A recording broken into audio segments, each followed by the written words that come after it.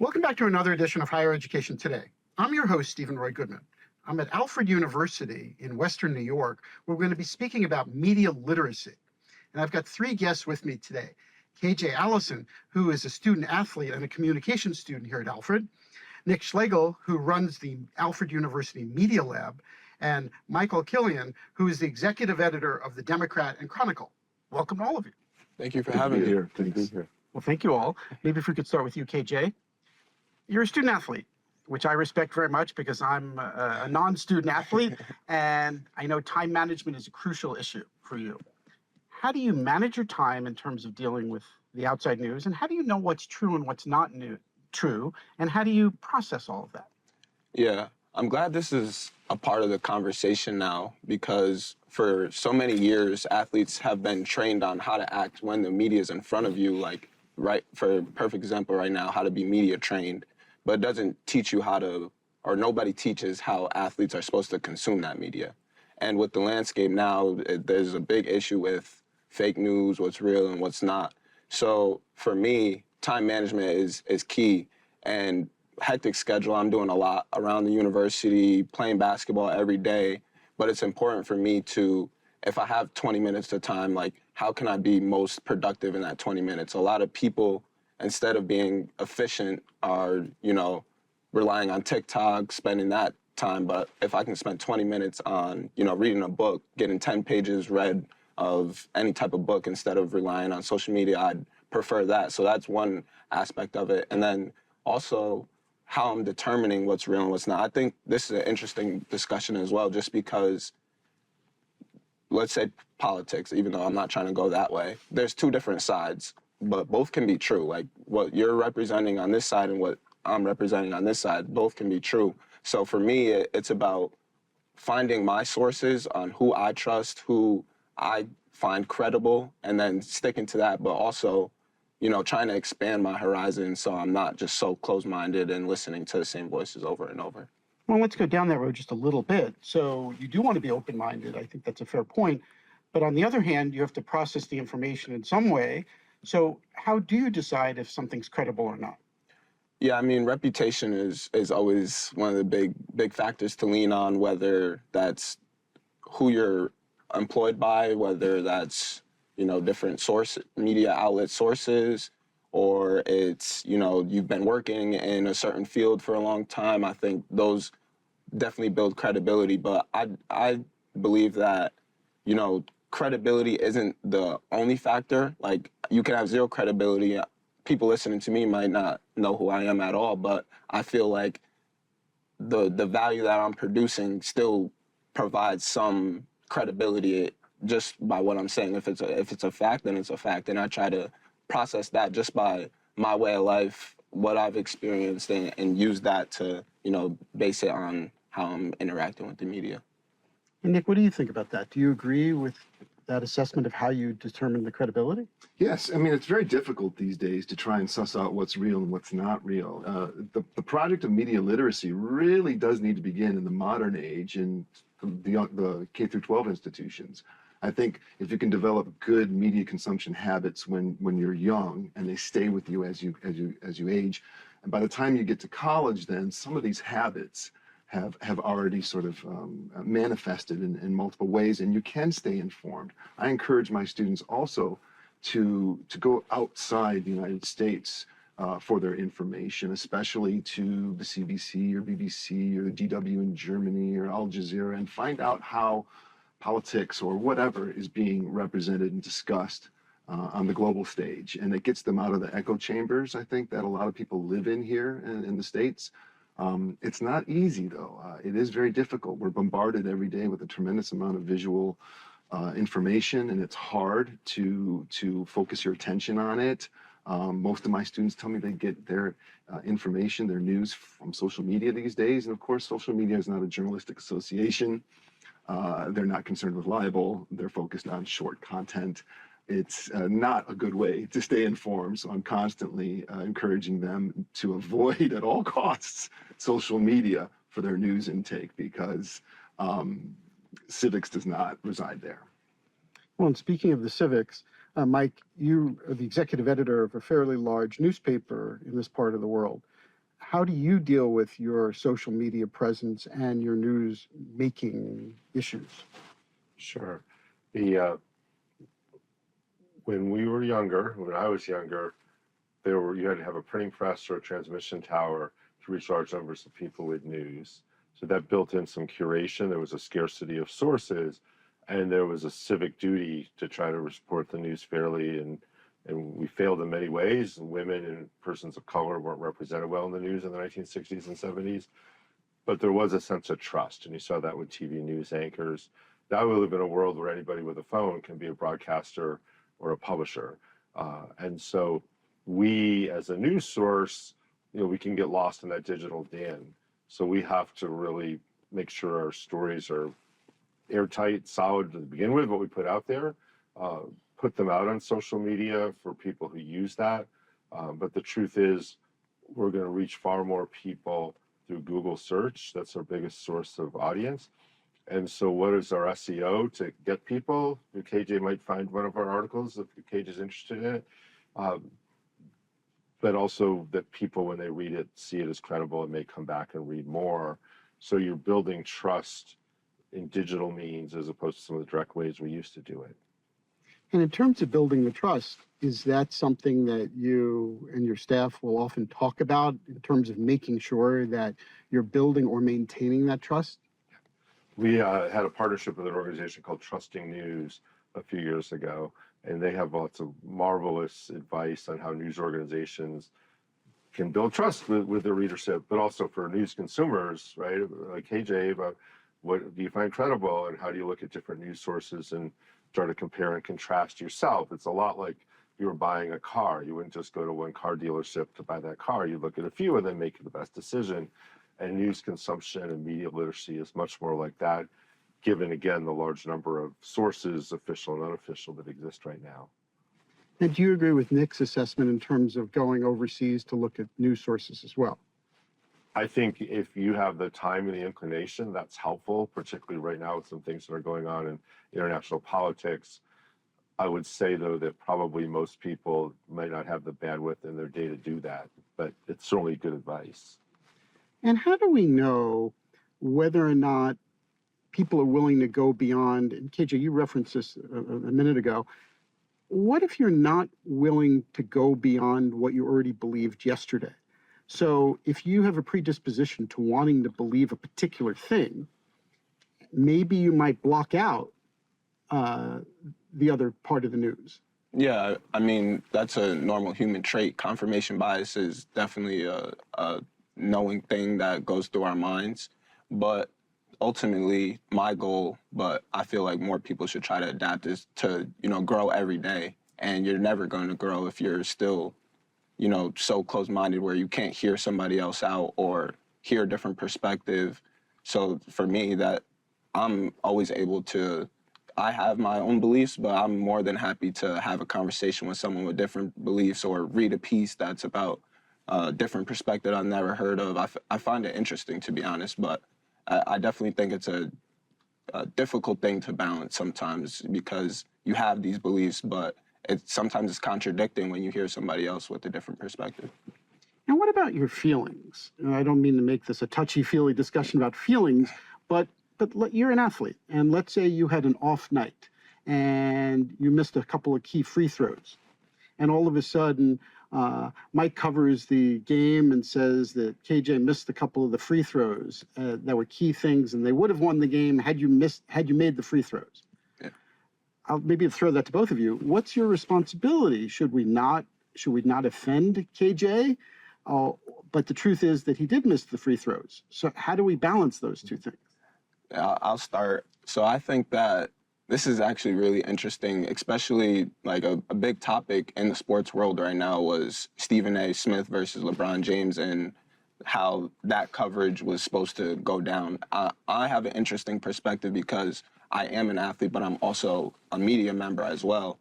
So my honest opinion is both sides have the right to, the media has the right to do their job, and the athlete has the right to, don't banter my name, don't talk about my family. So I think that, like I started the show saying, two sides can be true at the same time. I think that, when we're dealing with media and sports, there's going to be some fueling heads going at each other, but ultimately they have a job, we have a job. So as long as we can create like a trustful relationship, that's when we see those two be able to like collide together without that heated discussion. In KJ, those are very good points. That speaks to, too, that the media is not a monolith. Sports Center covering your game would say you missed the 2 free throws with 0.3 seconds left and the team lost. Stephen A. Smith is a commentator. He's not playing it straight, and he wants to provoke through his opinions. And so, yes, that's why Stephen A. Smith is one of the wealthiest sports broadcasters around, right? Because one thing we've learned in the digital age and the cable news age is people really want some opinions served with their news. And that makes it more complicated. If I could bring an issue of the Democratic Chronicle from the year you were born, you might think it's kind of boring because it's pretty straight down the middle. But now we live in a world where what's your take? What's the hot take? And so what we do, I do not want to do a hot take that in any way is going to demean you or your teammates, right? Because that's not who we are. We want to show what you've done well, what your challenges are, and why you won or why you lost. But that's a vital part of the media ecosystem, but obviously right now it's not the only one. Well, if we can expand this to maybe like a movie or a play. So, and Nick, maybe if we can ask you this. So let's assume there's a student play here at Alfred or in the nearby town, right? And let's say it's a good production, but it's not a great production. Well, how do you cover that? Do you say, well, it's a good production, but not a great production? Do you say that the person did a really great job and bravo? How do you cover that? I mean, that's a tough question. Yeah, you're trying to find a balance. You're trying to be, if your job is to, I guess I should start by saying, like, I'm not entirely sure who the audience is. So if it's just objective factual reporting on the entertainment beat, then, you try to find a balance where you're not going the sensationalistic route to attract eyeballs and monetize all this. I think you're trying to give an accurate review or critique of what happened. You have other plays that you could compare it to, maybe contemporaneous ones that are going on, or ones that were done in the past. You can talk about the value of the production design, of the acting, of the direction of it, what kind of audience showed up. These are all valid metrics to write a good column about that without having to go into sensationalistic headlines to grab eyeballs or feed off of emotions, as Mike was saying a little while ago, that when we were growing up, we had pretty straightforward news, 3 anchors, 3 networks telling us what happened, aggregated from wires across the world, and made decisions made by editorial boards and editors at large. That worked. And today now it's much harder, to sort of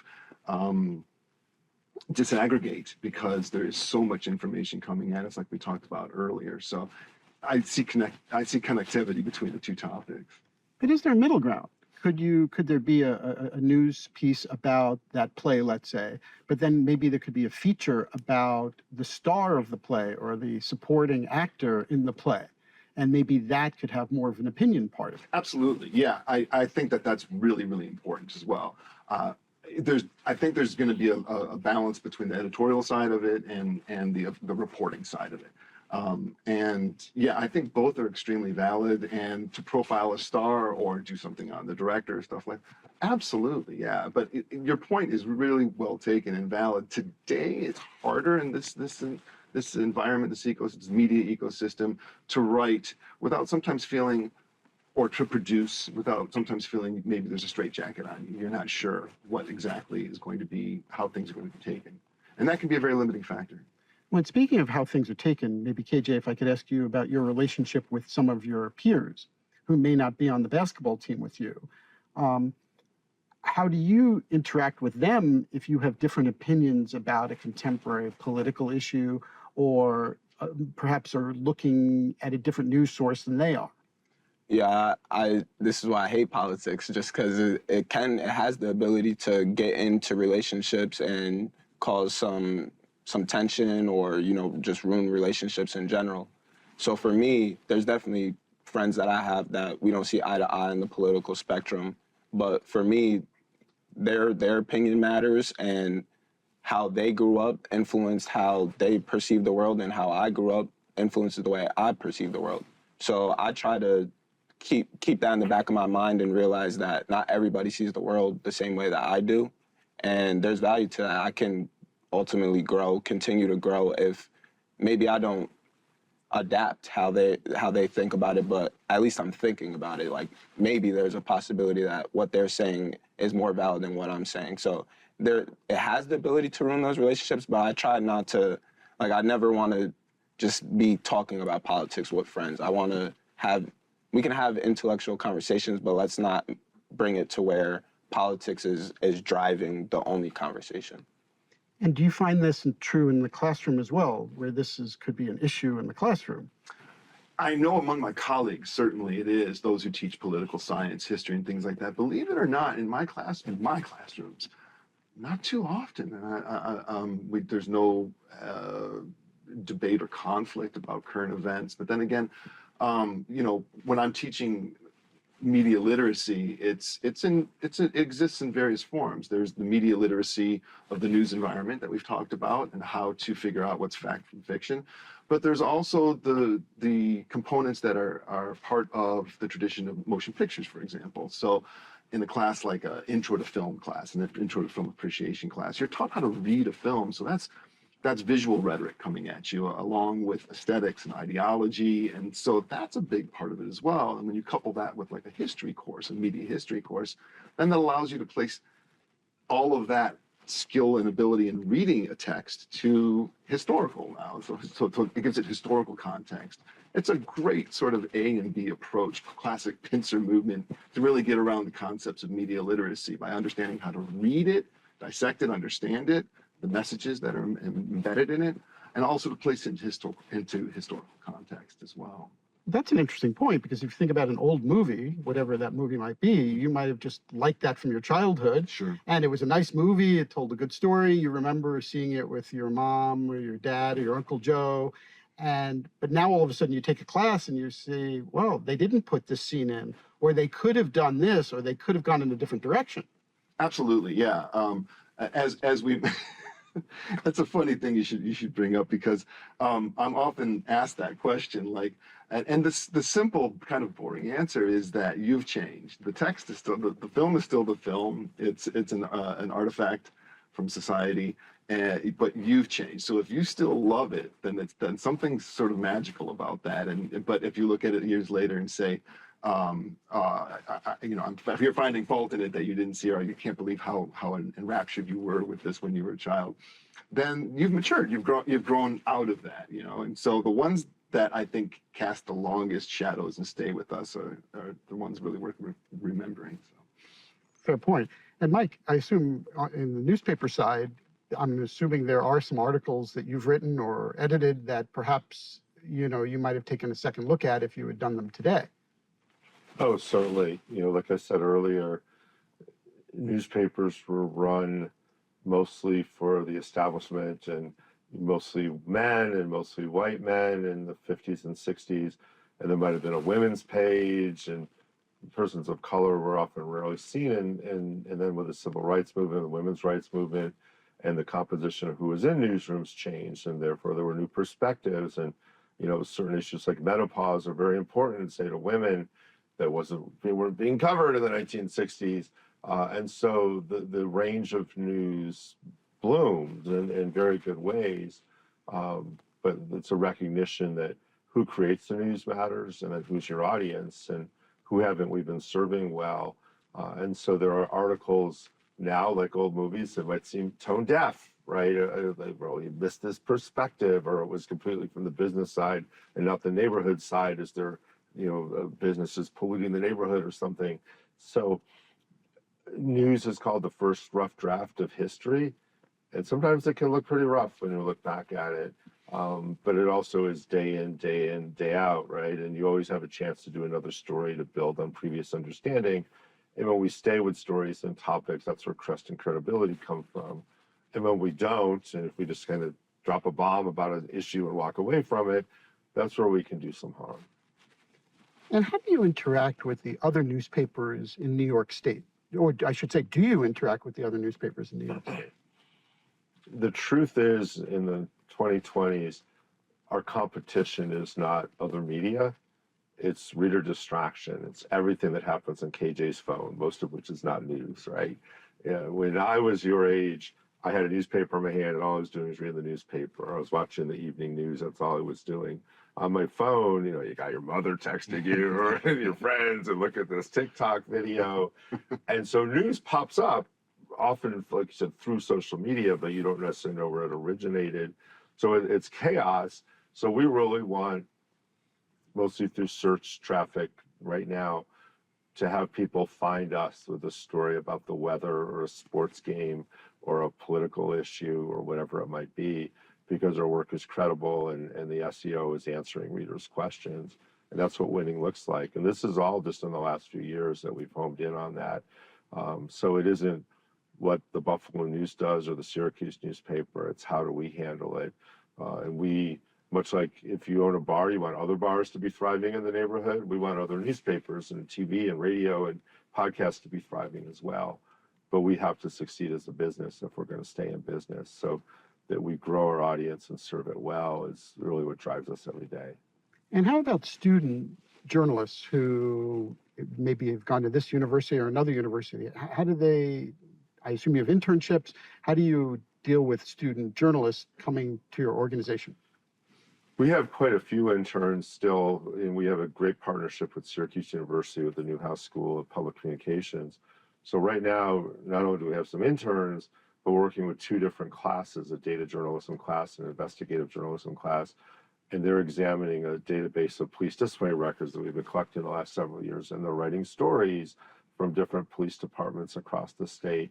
And the idea is that they learn how to report, how to put a story together, how for it to be fair and credible, how to get it out to a larger audience. Because KJ's generation, you're the journalists of tomorrow and next year and next decade.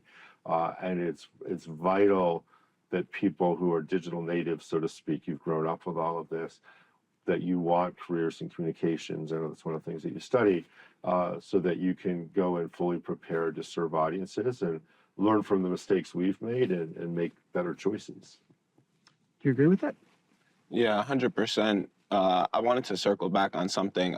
This is no slight to the older generation, but I think sometimes that we hear social media and we automatically think of like negatives associated with social media.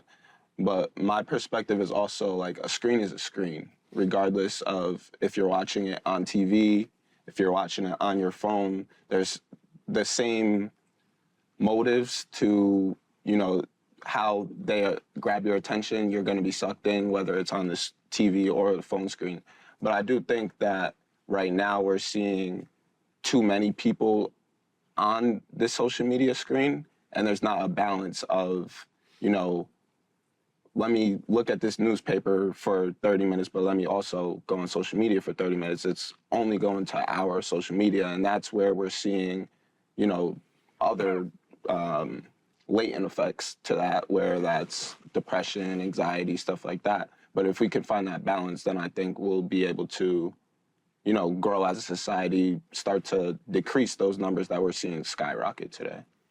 Do you turn off your phone at the end of every day? Do you keep it on all the time? Do you look at it at only certain times of the day? How do you do it? It's super tough because whether you want it to be or not, media is a part of your life. Phones are a part of your life. Technology is a part of your life.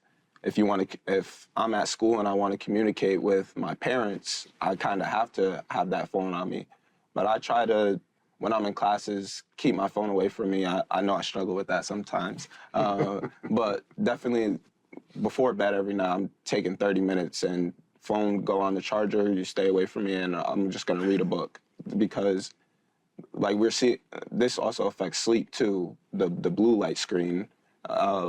If you're on your phone at 1 a.m., like it's hard for your brain to kind of shut down and be able to be productive going into the next day, and that's a spiral effect. So for me, I try to definitely stay, like I said, it's tough to just keep your phone away from you, especially with its addictive features, but I try to do my best to stay off of it. Well, if we can press a little bit on this, because you're in a strange position, because you're both an athlete and a media expert. So what happens when you're playing basketball? How are you not thinking about what was on your phone a half hour before then? Yeah, it's crazy. I'm big into listening to podcasts, so that's one thing that's always in my head. I'm in practice thinking, what did Bill Simmons say earlier, or what did Trevor Noah say earlier?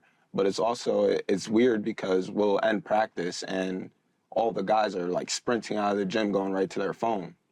So I try to just stay grounded and realize that, I'm not going to be perfect. I'm going to use my phone at times. I'm going to be like, what I'm seeing on my phone is going to cloud my perspective and my vision, but I'm also trying to, if I can, go in the locker room and just go take a shower or interact with the guys instead of going straight to my phone, I feel like that's at least a slight benefit to how I move through the day.